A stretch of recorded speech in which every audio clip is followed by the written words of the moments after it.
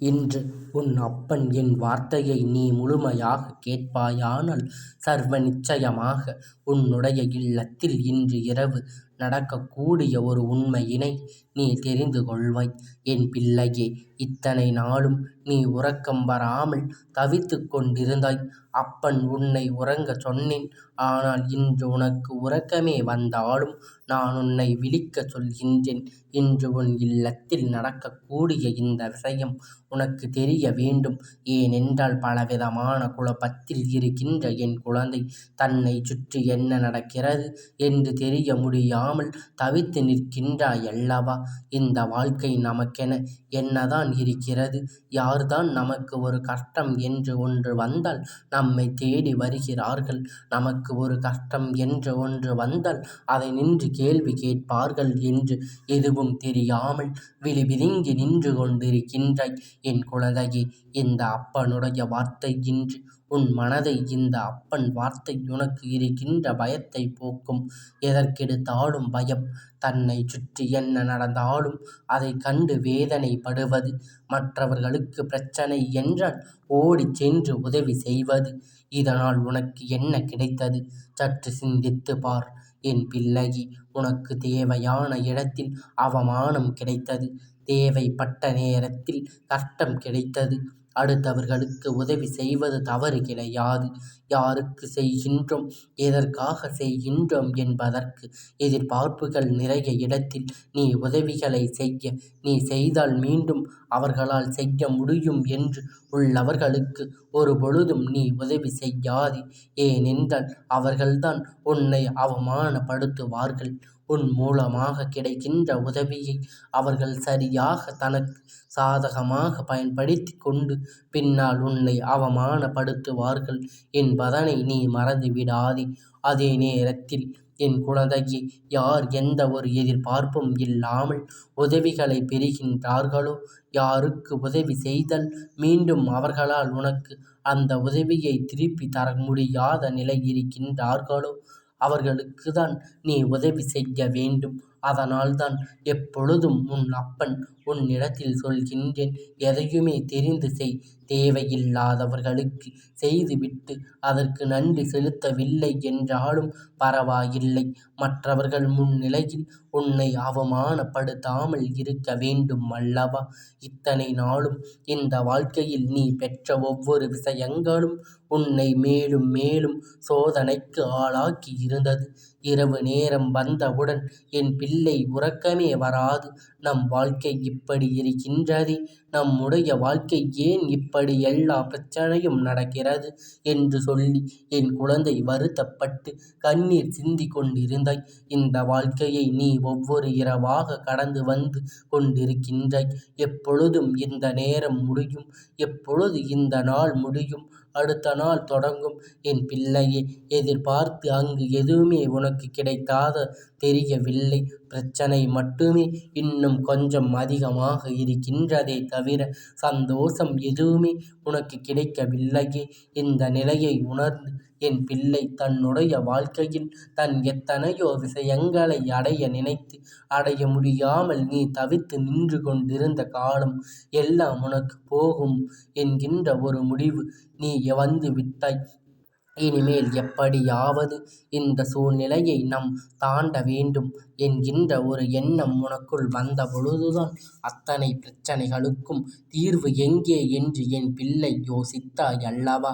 உன் அப்பன் என்னிடத்தில் இருந்து உனக்கான நன்மையினை நீ பெற துடித்துக் கொண்டிருக்கின்ற இந்த நேரத்தில் நான் உனக்கு பல நன்மையை கொண்டு வந்து தர வந்திருக்கின்றேன். எதையும் நீ பெறவில்லை. இன்று நான் சொல்கின்றேன், என் வார்த்தையை கேட்டு நீ கண் விழித்து இருப்பாயானால் இன்று இரவு உன்னுடைய இல்லத்தில் நடக்கக்கூடிய ஒரு அதிசயத்தை நீ கண்டு கொள்வாய். தெய்வம் எந்த நிலையில் உன் வாழ்க்கையில் இருக்கிறது என்பதனை நீ நிச்சயமாக புரிந்து கொள்வாய்.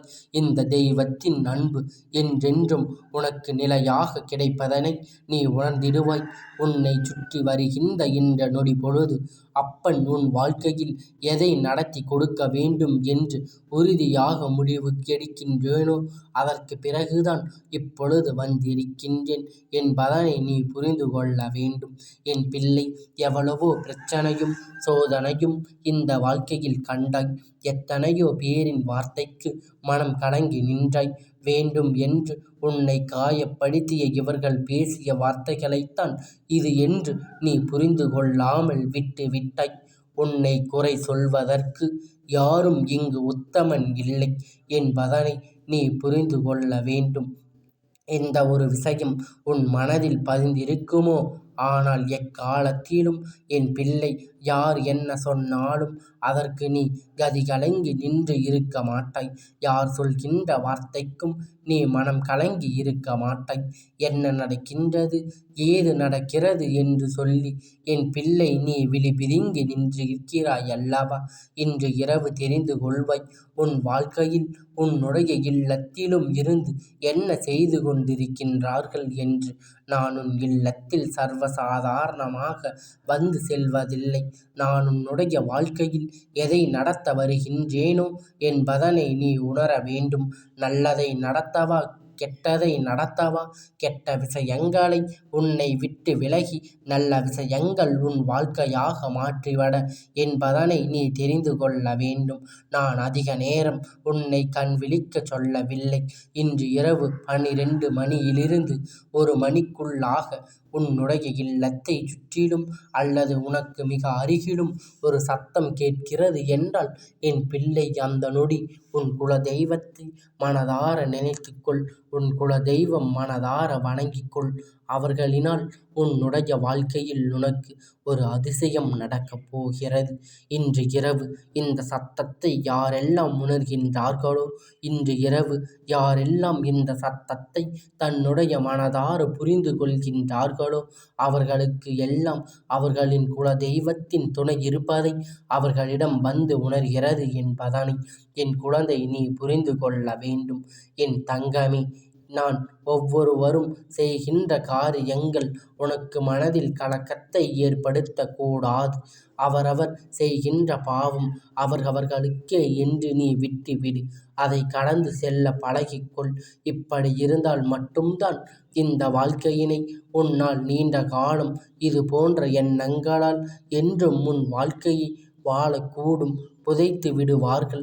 அதனால் இந்த நேரத்தில் உனக்கு கிடைக்கின்ற விஷயங்கள் எல்லாம் நீ சரியாக புரிந்து கொண்டாயானால் உன்னை சுற்றி வருகின்ற இந்த அப்பன் இன்று உன் குல தெய்வத்தினுடைய அன்பினை உனக்கு உணர்த்த துடிக்கின்றேன். என் பிள்ளையே, யாரும் இல்லை என்று சொல்லி புலம்புகின்றாய். யாருடைய உதவியும் உனக்கு கிடைக்கவில்லையே என்று சொல்லி கதறுகின்றாய். எந்த நிலையிலும் நமக்கு மாற்றங்களை தர யாருமே இல்லையே என்று வேதனைப்படுகின்றாய். ஒவ்வொரு நாளும் கஷ்டத்தையும் கவலையையும் தூக்கி சுமக்கின்றாய். இன்னொன்று, நான் இருப்பதை நீ எப்பொழுதெல்லாம் உணர்ந்தாயோ அப்பொழுதே உனக்கு இந்த பிரச்சனை எல்லாம் தீர்ந்திருக்க வேண்டும். அதையும் தாண்டி நீ வருத்தப்பட்டு கொண்டு வேதனைப்பட்டு கொண்டு எப்பொழுதும் தேவையில்லாத சிந்தனைகளை தூக்கி சுமந்து கொண்டு இருக்கும் பட்சத்தில் தெய்வத்தை எப்படி உன்னால் உணர முடியும்?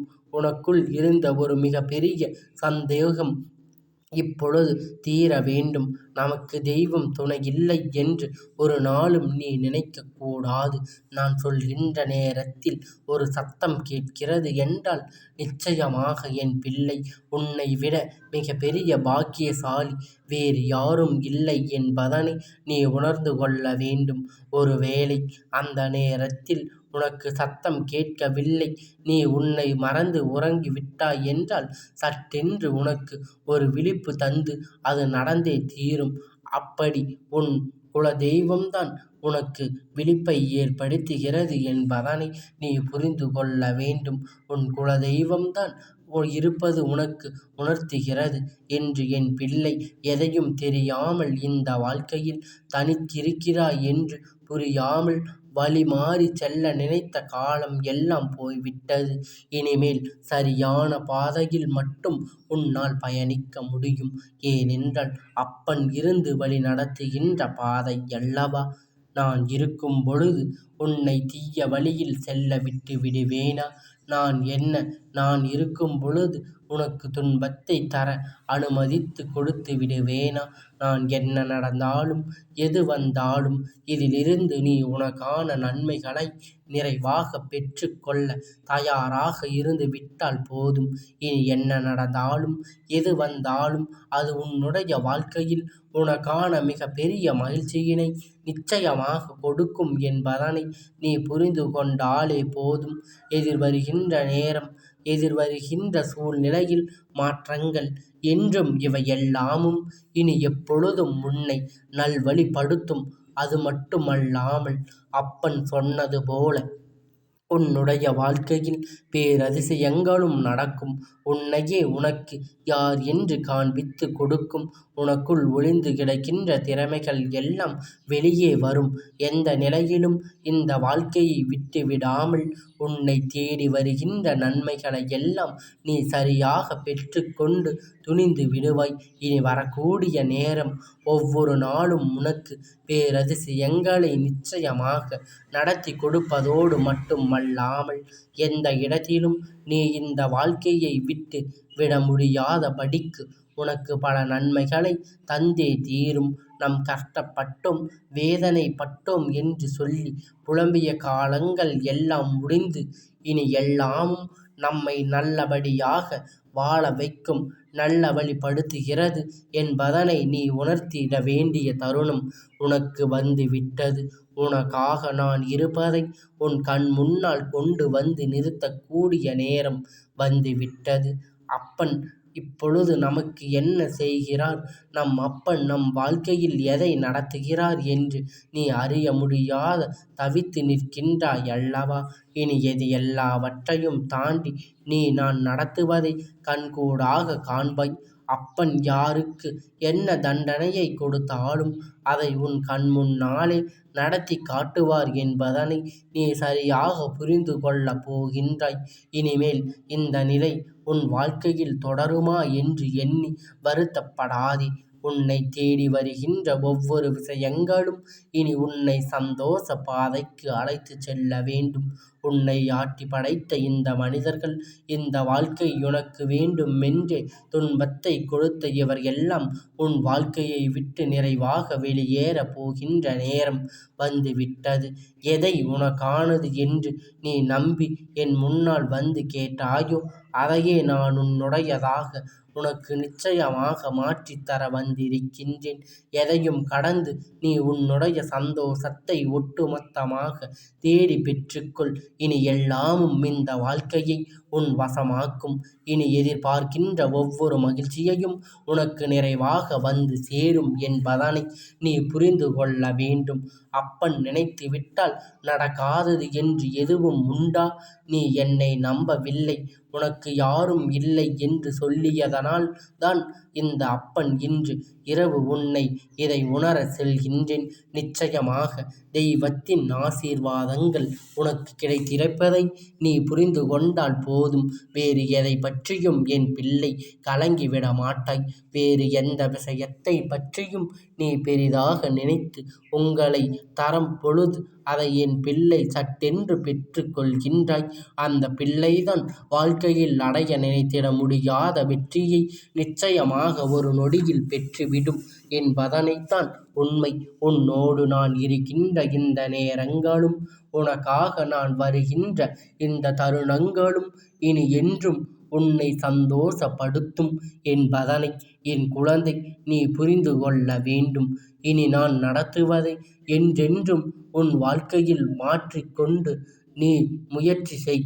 அத்தனையும் நன்மையும் நீ ஒரு சேர பெற்று கொள்வாய் என்பதனை மறந்து விடாதே. என் செல்ல குழந்தையே, இந்த அப்பனுடைய ஆசீர்வாதங்கள் எப்பொழுதும் உனக்கு முழுமையாக கிடைத்து கொண்டே இருக்கும்.